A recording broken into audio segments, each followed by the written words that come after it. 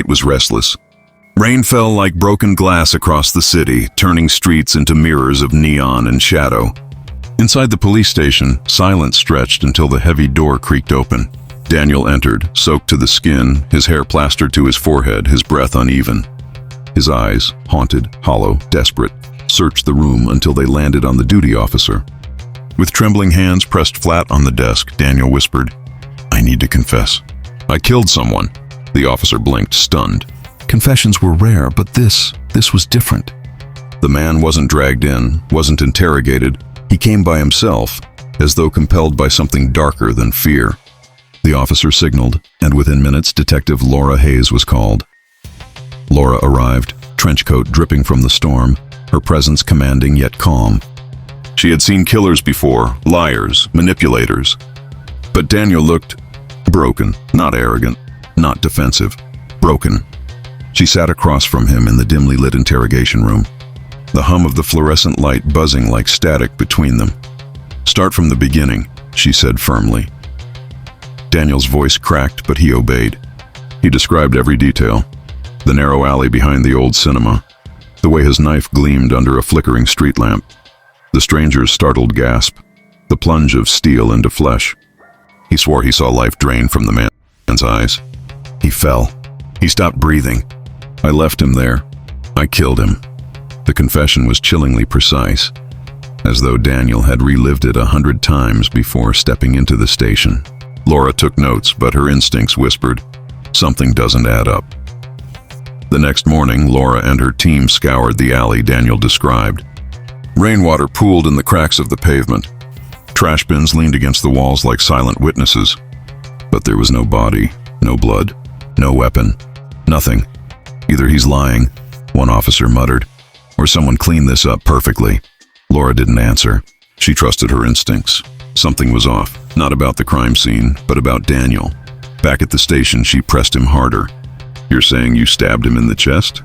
"Yes." "You saw him die?" "I watched the life leave his eyes." "But there's no body, Daniel." "No blood, nothing." His hands shook, his eyes wide, but his voice was steady. "Because someone took him. Someone doesn't want you to find him." Days later, the unthinkable happened. The man Daniel swore he killed walked into the station, alive. Marcus. Tall, stern. A faint scar across his chest, barely visible beneath his shirt collar. He looked angry, insulted by the ordeal. "I was told someone confessed to murdering me. Look at me. I'm standing here, alive." The room froze. Officers exchanged stunned glances. Laura studied Marcus. His face bore no sign of fear, only irritation. But when her eyes lingered on that faint scar, something twisted in her gut. She pulled him into the interrogation room. "What happened the night of the storm, Marcus?" "Nothing. I went home, slept, woke up, ordinary night." "Then why do you have that scar?" His jaw tightened. "Old injury. None of your concern." Laura didn't believe him. Marcus's defiance wasn't the reaction of an innocent man. It was the defense of someone guarding a secret. Meanwhile, Daniel grew more frantic. "He's lying. I killed him." "I know I did. Why won't you believe me?" His breakdowns in the cell grew worse. Hallucinations, sleepless nights, endless muttering about blood and shadows. Laura began digging into both men's pasts. That's when the threads started weaving together. Years earlier, Marcus and Daniel had crossed paths in the city's darker corners. Illegal deals, debts unpaid, threats whispered in alleyways. Marcus wasn't a random victim. He was someone Daniel had history with. The rivalry had been buried but not forgotten. Then came the real revelation. Hospital records confirmed Marcus had indeed been admitted the night Daniel confessed. A stab wound, near the heart, critical. But someone had pulled him out of the alley, rushed him to help, and erased the trail. No official police report, no media coverage. Just silence. Laura's mind raced. Who saved Marcus? Why hide the attack? Why pretend nothing happened?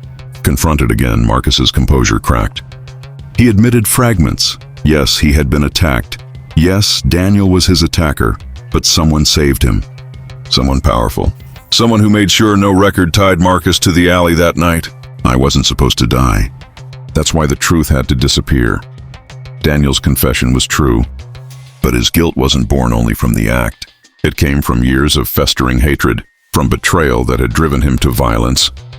He confessed not because he was caught, but because his conscience, twisted and fragile, couldn't bear the silence anymore. Laura laid the pieces bare in the final confrontation. To the world, Marcus, you were never attacked. Daniel, you were never a murderer. Yet here we are, one man alive, another destroyed by guilt. The crime existed in shadow, and the truth was buried under lies.